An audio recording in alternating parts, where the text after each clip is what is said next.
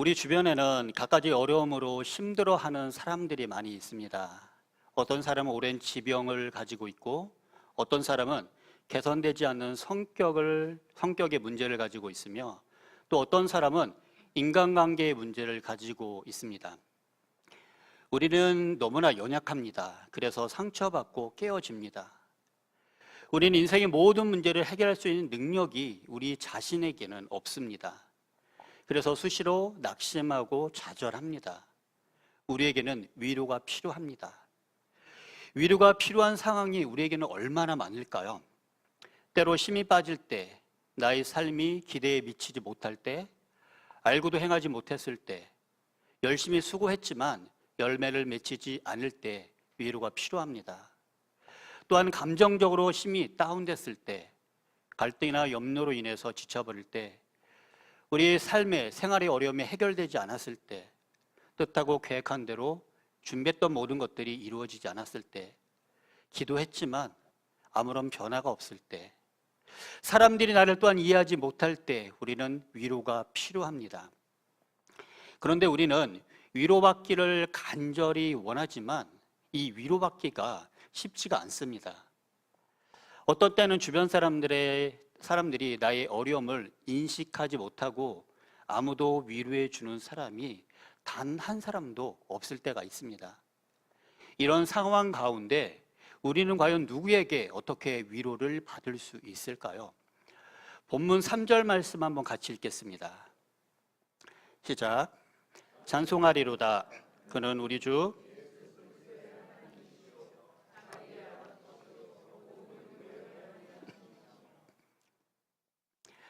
사도 바울은 하나님이 우리를 위로해 주신다고 말씀하고 있습니다. 국어사전에 보니까요, 위로의 뜻은요, 따뜻한 말이나 행동으로 괴로움을 덜어주거나 슬픔을 달래줌으로 기록되어 있습니다. 근데 성경사전은 국어사전하고 좀 다르게 표현합니다. 성경사전은 위로에 대해서 이렇게 정의합니다. 제가 읽어드리겠습니다. 괴로움, 슬픔을 어루만져 마음을 편안하게 해주고 수고를 치하하며 마음을 즐겁게 해주는 것인데 격려하고 세심을 주는 일을 포함한다. 사도 바울이 활동했던 때는 헬라 문화 시대였습니다. 헬라 시대에는 절대적인 신이 인간으로 인해서 영향을 받아 마음 아파한다는 것은 이해할 수도 없는 일이었습니다. 사람들은 신이란 인간의 감정을 초월하며 어떠한 상황 가운데서도 영향을 받지 않는다고 생각을 했습니다. 그런데 사도 바울이 찬송하는 하나님은요, 그런 분이 아닙니다. 하나님은 자신이 창조한 피조물이 아픔에 민감하게 반응하시고 그 연약함에 마음 아파하시는 분이십니다. 하나님은 인간을 창조하시고 인간의 연약함으로 인해 타락하는 그 모습을 보시면서 마음 아파하시고 항상 연민과 동정으로 우리를 바라보고 계십니다. 그리고 하나님은 스스로 인간의 몸을 입고 이 땅 가운데 오셔서 우리의 연약한 모든 것들을 대신 십자가에서 짊어지셨습니다. 하나님은 우리의 아픔의 길이 같이 아파하시고 또한 우리의 아픔을 위로하시는 하나님이십니다. 하나님은 하나의 문이 닫히게 되면 또 다른 문을 열어주십니다. 이런 일로 인해서 우리가 마음이 상하면 다른 일로 위로하시고, 이 사람으로 인해서 마음이 깨어지고 상처받게 되면 그 깨어진 마음을 먼저 다른 사람을 통해서 만져주시며 하나님이 직접 우리를 위로해 주시는 하나님이십니다. 사도 바울은 이 하나님의 넘치는 위로를 경험했고 그 경험을 간증하고 있습니다. 우리도 하나님의 위로가 필요하고 또한 그 하나님의 위로를 받아야 합니다. 그러면 우리는 하나님께서 우리에게 위로를 주시는 목적이 무엇인지를 이 시간 좀 깨닫고 오늘 본문 말씀을 통해 몇 가지 그것을 나누고자 합니다. 첫 번째입니다. 다른 사람을 위로하게 하려는 것입니다. 하나님께서 우리를 위로해 주신 목적의 첫 번째는 다른 사람을 위로하기 위함입니다. 본문 4절과 6절 말씀을 우리 한번 같이 읽겠습니다. 시작. 하나님은 우리가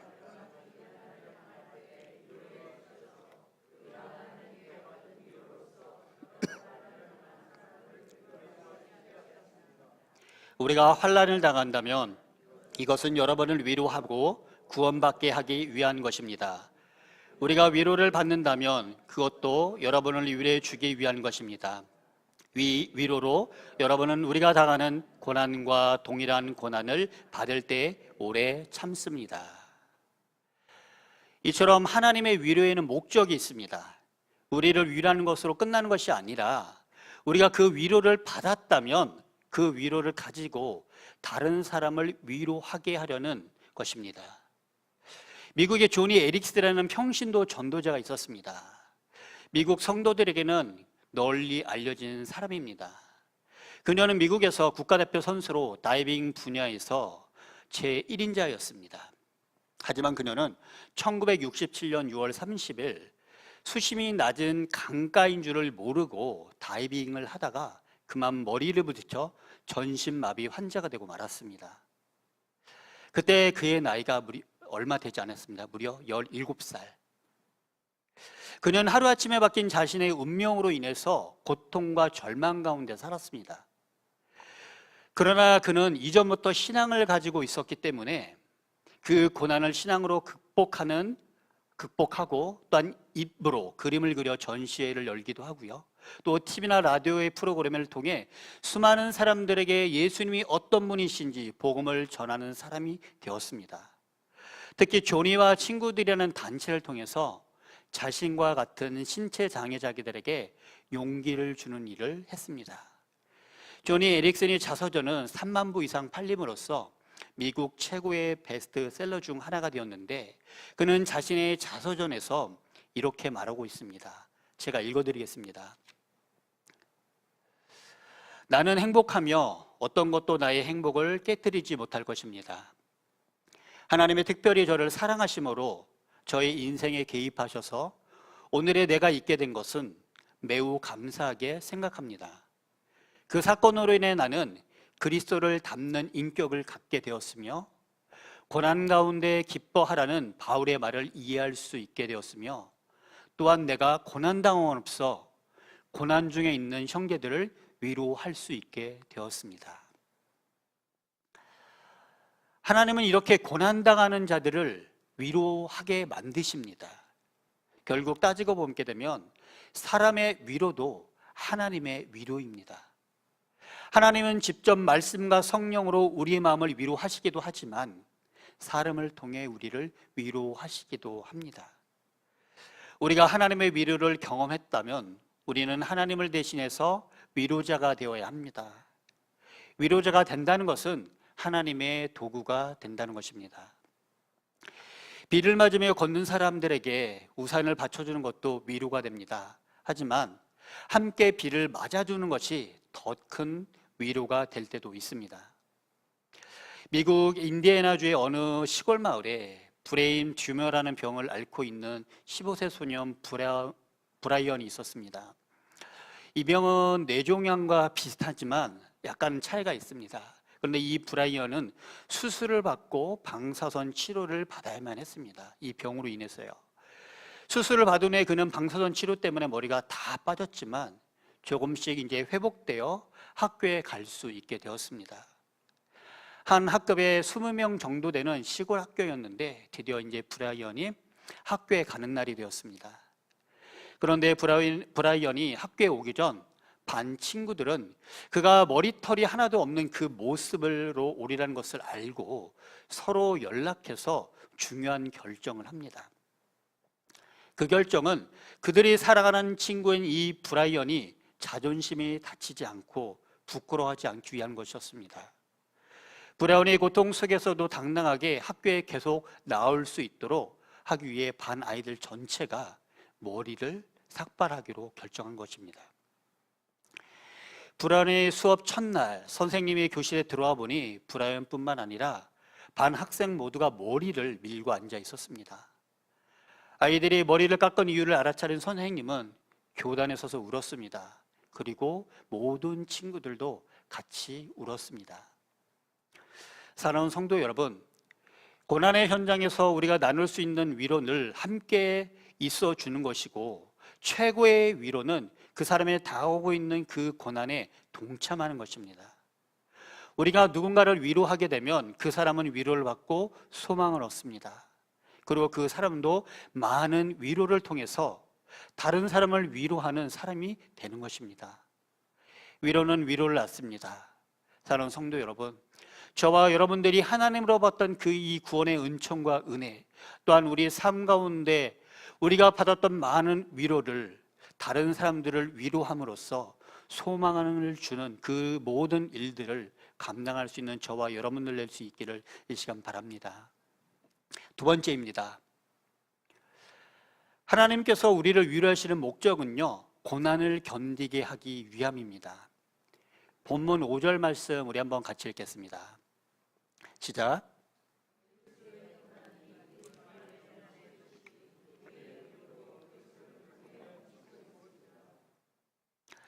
하나님의 위로는 고난을 능가하게 합니다. 고난이 넘치면 하나님의 위로는 더욱더 넘치는 것입니다. 하나님의 위로는 고난의 크기에 비례하고 있습니다. 고난이 크면 위로도 더욱더 클 것입니다. 그러므로 주 안에서는 애통함마저 복이 될 수 있습니다. 왜냐하면 애통함보다 더 크신 하나님의 위로가 우리를 기다리고 있기 때문입니다. 바울은 이러한 자신의 경험이 자신만의 특별한 경험이 아니고 모든 사람들에게 주어지는 하나님의 은혜임을 말하고 있습니다. 본문 6, 7절 말씀 다시 한번 같이 읽겠습니다. 시작. 우리가 환난 당하는 것도 너희가 위로와 구원을 받게 하라는 것이요 우리가 위로를 받는 것도 너희가 위로를 받게 하려는 것이니 이 위로가 너희 속에 역사하여 우리가 받은 것 같은 고난을 너희도 견디게 하느니라. 너희를 위한 우리의 소망이 견고함은 너희가 고난에 참여하는 자 된 것 같이 위로에도 그러할 줄을 알미라. 바울은 자신의 경험한 위로를 고린도 교회에 있는 성도들도 경험함으로 고난을 능히 견딜 수 있는 그런 사람이 되기를 기대하면서 이 말을 전합니다. 고린도 교회 성도들이 고난에 참여함으로 틀림없이 그들도 하나님의 위로를 경험하게 될 것이라는 것이 바울의 확신이었습니다. 부모님들이 힘들고 어려운 세상 일을 묵묵히 감당하는 이유 중에 하나는요, 자식들에 대한, 자녀들에 대한 소망과 미래에 대한 소망 때문입니다. 그래서 지치고 힘들고 몸이 아파도 견디고 나에게 맡겨진 일을 하신 것입니다. 세뮤얼 모리스라는 선교사님이 있었습니다. 그는 아프리카에서 25년의 사역을 끝내고 이제 임종을 맞이하기 위해 미국의 고향집으로 돌아가던 중이었습니다. 그런데 우연찮게도 사냥 여행을 하고 돌아가던 루스벨트 대통령과 함께 같은 배를 타게 됐습니다. 배가 뉴욕 항구에 들었을 때 선창은 환영 나온 뉴욕 시민들로 인해서 너무나 가득했습니다. 깃발들이 나벗기고 오색 풍선들이 하늘을 날고 있으며 악단의 연주 소리에 맞춰 어린 합창단들이 노래를 부르고 있었습니다. 또 곳곳에서 카메라 후레쉬가 번쩍이면서 대통령의 귀환을 촬영하기 위해 카메라들이 여러 대 자리 잡고 있었습니다. 루스벨트 대통령은 사람들의 환호와 갈채와 그리고 화려한 색종이 환영 속에 천천히 배에서 걸어오고 있었습니다. 바로 그때 이 세뮤얼 모리슨도 조용히 배에서 내려오고 있었습니다. 그를 맞이하러 나온 사람은 단 한 명도 없었습니다. 홀로 군중 사이를 비집고 빠져나와 택시를 잡으려고 했지만 혼잡스러운 탓에 택시를 잡을 수가 없었습니다. 그때 그는 이제 마음으로 좀 불평하기 시작했습니다. 주님, 대통령은 기껏 동물을 잡으러 아프리카에서 3주 동안 머물렀을 뿐인데 이 모든 사람들이 그를 환영하기 위해서 몰려들었습니다. 저는 주님 앞에 봉사하며 제 인생 가운데 25년을 아프리카에서 보냈지만 아무도 저를 반겨주지도 않고 인사는 건네기커녕 제가 이곳에 있다는 사실조차 모릅니다. 이렇게 넋두리로 하나님 앞에 불평을 했을 때 그의 마음속에 조용하게 사랑 넘치는 주님의 음성이 들려왔습니다. 하지만 모리슨, 너는 아직 집에 돌아오지 않았지 않니? 우리는 세상에서의 불평등과 부당함에 억울해하거나 낙심하며 절망하지 말아야 됩니다. 이런 과정 안에 우리는 원망과 불평할 때가 너무나 많습니다. 하지만 우리는 불명하지 말아야 됩니다. 왜냐하면 이 세상이 끝이 아니기 때문입니다. 우리가 다시 가야 될 곳, 주님과 함께 영원히 있어야 될 곳, 천국이 아직 천국으로 가지 못했기 때문입니다.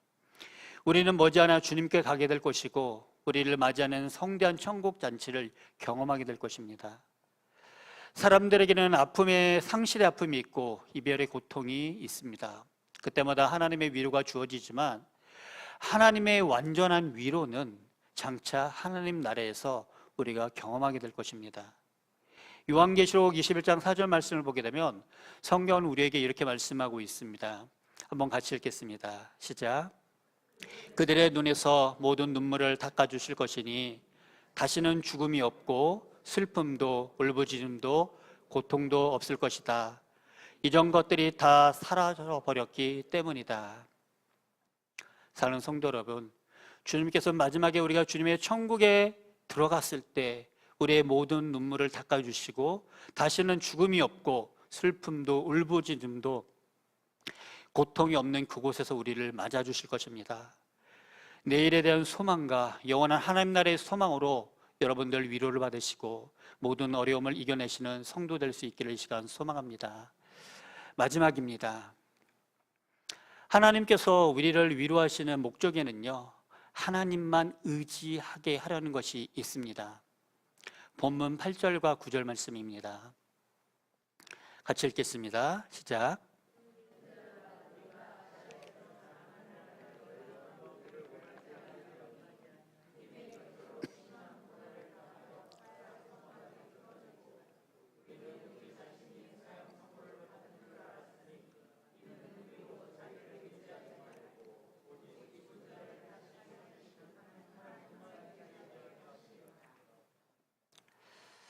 사도 바울은 극심한 환난을 당했습니다.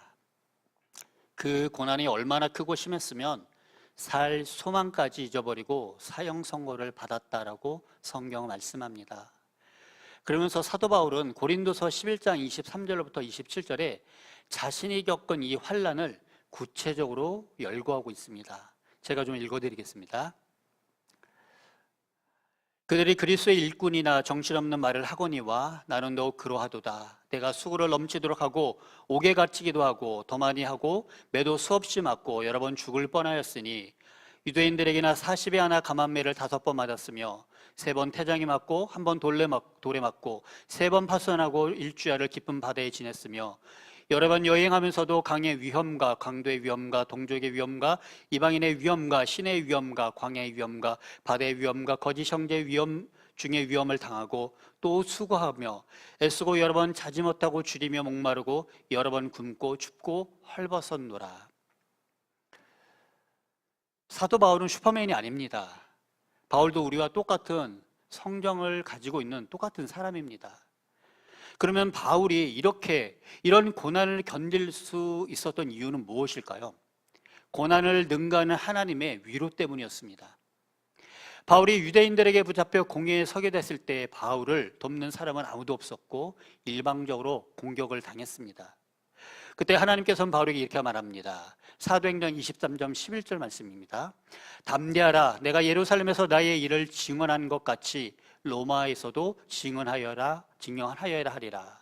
또한 로마에 가던 중 지중해에서 유라굴라 광풍을 만나 표류할 때도 바울에게 하나님의 사자가 나타나서 이렇게 말씀하셨습니다. 사도행전 27장 24절 말씀입니다. 바울아 두려워하지 말아라. 내가 가이사 앞에 서야 하겠고 또 하나님께서 너와 함께 항의하는 자를 다 내게 주셨다. 이렇게 고난의 때마다 주어지는 하나님의 위로 때문에 바울은 사명을 감당할 수 있었던 것입니다. 강한 것을 자랑하는 것은 큰 유익이 되지 않습니다. 하지만 약한 것은 결코 자랑할 것이 아닙니다. 그러나 연약할 때 하나님의 위로를 경험한 사도 바울은 자신의 연약함이 강함이라고 자랑할 수가 있었습니다. 연약함으로 하나님을 더욱더 의지하게 되고 그로 인해 하나님의 능력이 나타나니 연약함이 강함이 되었던 것입니다.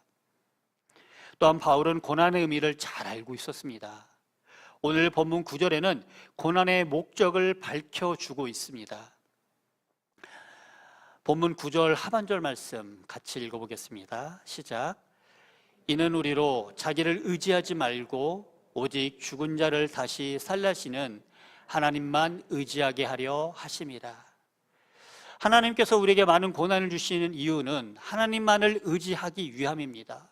우리가 약하고 힘들 때 세상을 바라보고 인간의 방법을 사용하는 것이 아니라 하나님을 의지할 때 그 하나님께서는 우리의 연약한 것들을 고치시고 회복시키시고 응답해 주실 것입니다. 하나님을 의지하면 죽을 것 같은 상황에서도 다시 살아날 수 있습니다. 또한 우리도 하나님만 의지해야 합니다. 더 이상 하나님을 의지 않겠습니다라고 하는 것이 아니라 하나님만 의지하겠습니다라고 고백할 필요가 있습니다. 우리는 늘 이렇게 고백합니다. 하나님만 의지하겠습니다. 그러나 우리의 삶의 가운데 적용을 하려고 하면 하나님만 의지하는 게 아니라 세상의 방법, 계획, 많은 것을 의지할 때가 너무나 많습니다. 이 일을 하기 전에 먼저 하나님을 의지하고 하나님 앞에 기도하십시오. 그리고 세상에 필요한 지혜와 지식을 사용하십시오. 그랬을 때 오늘의 본문을 보게 되면 사도 바울은 하나님을 의지했고 이랬을 때 확신이 있다는 것을 말해주고 있습니다. 본문 10절 말씀입니다. 같이 읽겠습니다. 시작.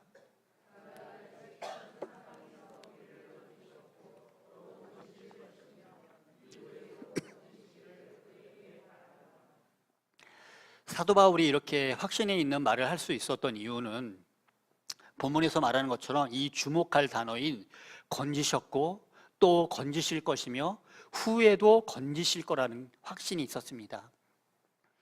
하나님은 우리가 하나님만을 의지했을 때 우리 인생의 모든 것 가운데 우리의 위협으로부터 고난으로부터 우리를 건지시고 또 건지실 것이며 우리가 상상하지 못하는 엄청난 고난과 환난이 올지라도 우리를 건지실 것입니다. 바울은 하나님의 죽음의 위기에서 자신을 건지셨던 과거의 경험을 바탕으로 건지실 것을 믿고 또 건지시기를 소망하고 있는 것입니다. 사랑하는 성도 여러분, 하나님은 어제나 오늘이나 영원토록 변함이 없으십니다. 지금까지 우리를 인도하셨고 지켜주신 하나님은 또 지키실 것이고 이후에도 계속해서 우리를 지켜주실 것입니다. 우리도 이 믿음과 소망으로 살아가야 합니다. 하나님은 위로의 하나님이십니다. 하나님은 우리를 사랑하시기 때문에, 우리가 하나님의 자녀이기 때문에 우리를 위로하십니다. 하나님은 때로는 말씀을 통해서 위로하시고 때로는 성령을 통해 위로하시기도 하지만 때로는 사람을 통해서 우리를 위로해 주십니다. 우리가 겪는 어려움은 다른 누군가도 또한 겪고 있었을 것입니다. 하나님, 우리가 넘치는 그 위로를 받고 그 위로를 다른 사람에게 전함으로 우리가 위로자 되기를 원하십니다. 사랑하는 성도 여러분, 혹시라도 나에게 어떤 질병이 오고 내가 감당할 수 없는 시험이 왔다면 그 뒤에는 하나님의 더 큰 위로하심이 기다리고 있습니다. 그리고 그 위로를 통해서 나와 똑같은 경험과 상황 가운데 있는 다른 공동체의 성도들을, 다른 믿지 않는 사람들을 위로하기를 주님께서는 기다리고 계십니다. 사랑하는 성도 여러분, 우리는 너무나 연약한 사람들입니다. 깨어지고 싶고 상처받기 쉽습니다. 낙심하고 또한 좌절하기 쉽습니다. 사람들이 각박해지고 부부간에 다툼이 있고 또한 가족 간에 갈등이 있고 인간관계가 삭막한 것은 서로 간에 위로가 없기 때문입니다. 우리가 상대방에게 서로에게 위로가 있으면 온갖 불평들이 사라지기 시작할 것입니다. 사랑하는 성도 여러분, 하나님 앞에 위로받기 원하시고 공동체 안에 성도들로부터 위로받기 원하십니까? 먼저 상대방을 불쌍히 여기십시오. 그리고 그들을 위로하십시오. 적극적인 위로의 방법은 수고를 알아주고 고생을 알아주는 것입니다. 나의 수고와 고생을 알아주면 아무리 힘들어도 우리는 그 위기를 극복할 수가 있습니다. 하나님의 위로를 넘치게 받음으로 힘을 내서 주님 앞에 가는 그날까지 승리하는 인생을 살며 위로자의 사명을 감당하는 저와 여러분들 될 수 있기를 이 시간 축복합니다. 기도하겠습니다.